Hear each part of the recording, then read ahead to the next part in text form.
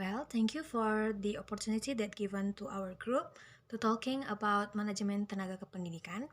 Before we are going to talking about this topic, let me introduce my group. The first is me. I'm Alvena Salejuta Mendova as a moderator and the first presenter. And the second presenter is Mewan Tuti Eka Juniat Zendrata.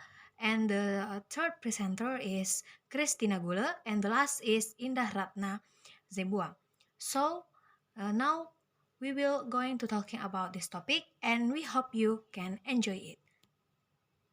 Baik, sekarang kita akan membahas tentang pengertian tenaga kependidikan.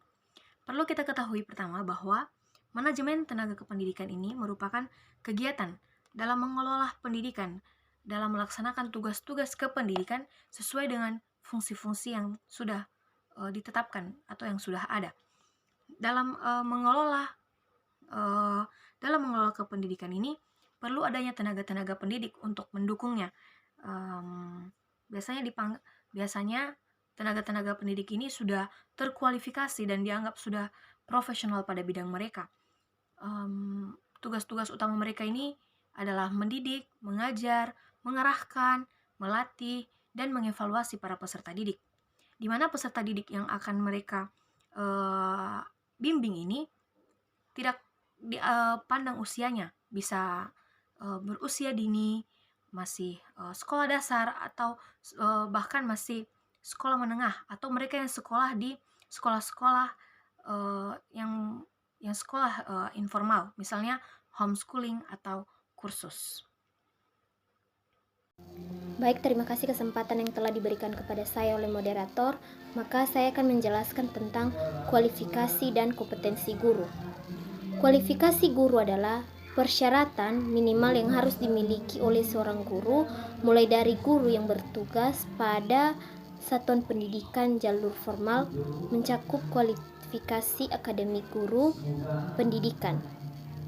Kualifikasi guru terdiri atas beberapa, yaitu kualifikasi akademik guru PAUD, kualifikasi akademik guru SD, dan kualifikasi akademik guru SMP serta SMA, dan seterusnya. Selanjutnya itu kompetensi guru. Kompetensi adalah seperangkat pengetahuan, keterampilan, dan perilaku yang harus dimiliki, dihayati, dan dikuasai oleh seorang guru ataupun dosen dalam melaksanakan tugas keprofesionalannya. Selanjutnya itu bagian D, kompetensi inti guru untuk setiap mata pelajaran. Yang pertama yaitu kompetensi guru mata pelajaran pendidikan agama pada SD, SMP, SMA, SMK, dan sederajat. Ini mencakup tentang agama atau pendidikan agama, mulai dari agama Islam, agama Kristen, agama Katolik, agama Hindu, agama Buddha, dan agama Konghucu. Selanjutnya itu 2, kompetensi guru mata pelajaran PKN pada SMP, SMA, SMK, dan sederajat. Ketiga itu kompetensi guru mata pelajaran seni budaya pada SD, SMP, SMA, SMK, dan sederajat. Selanjutnya yaitu kompetensi guru mata kuliah mata pelajaran pendidikan jasmani, olahraga, dan kesehatan pada SD, SMP, SMA, SMK, dan sederajat.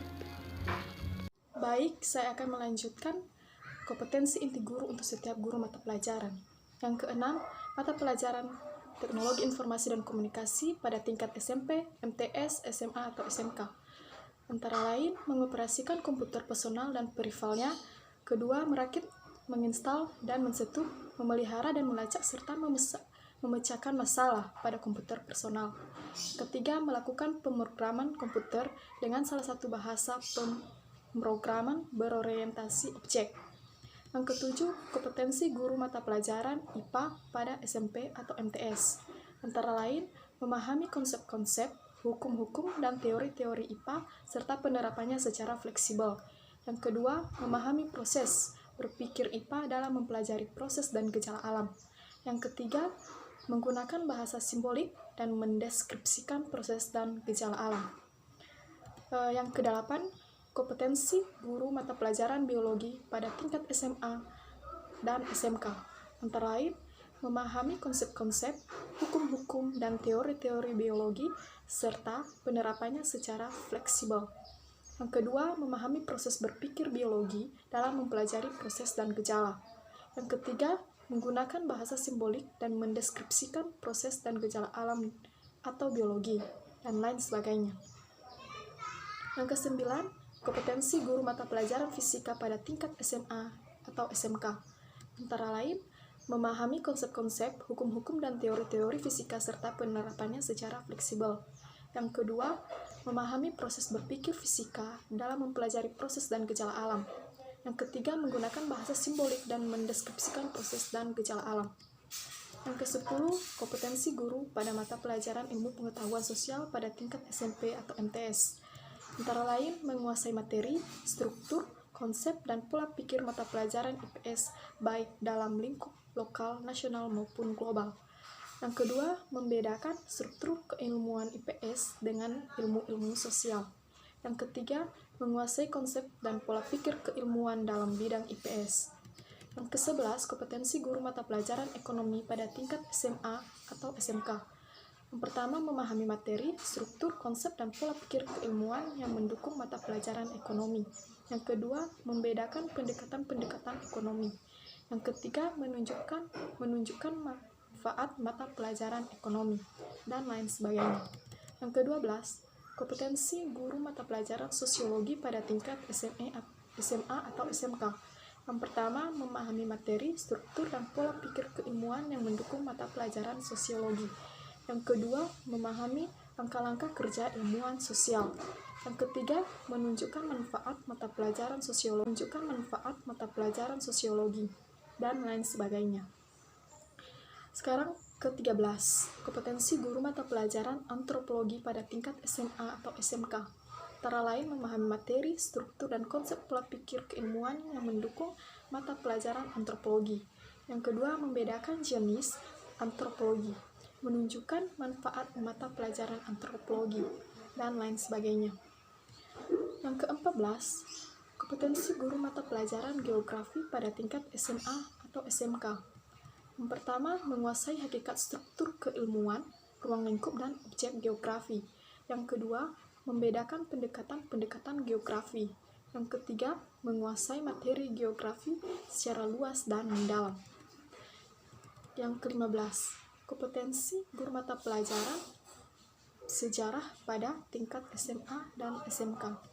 Yang pertama, menguasai hakikat struktur keilmuan, ruang lingkup, dan objek sejarah. Yang kedua, membedakan pendekatan-pendekatan sejarah. Yang ketiga, menguasai materi secara luas dan mendalam. Yang ke-16, kompetensi guru mata pelajaran bahasa Indonesia pada mata pelajaran bahasa Indonesia pada tingkat SMP, SMA, dan SMK. Antara lain, memahami konsep, teori, dan materi berbagai aliran linguistik yang terkait dengan pengembangan materi pembelajaran bahasa. Yang kedua, memahami hakikat bahasa dan pemrolehan bahasa. Yang ketiga, memahami kedudukan, fungsi, dan ragam bahasa Indonesia. Dan yang terakhir, yaitu kompetensi guru mata pelajaran bahasa asing. Antara lain, kompetensi guru bahasa Inggris, bahasa Arab, bahasa Jerman, bahasa Prancis, dan bahasa Jepang pada tingkat SMA dan SMK yang memiliki pengetahuan tentang berbagai aspek kebahasaan dalam bahasa tertentu, seperti linguistik, wacana, sosiolinguistik, dan strategi. Dan materi terakhir yaitu tentang pemberhentian dan pemensiunan. Pemberhentian dan pemensiunan merupakan konsep yang hampir bersamaan, yaitu sama-sama terjadi pemutusan dalam suatu pekerjaan.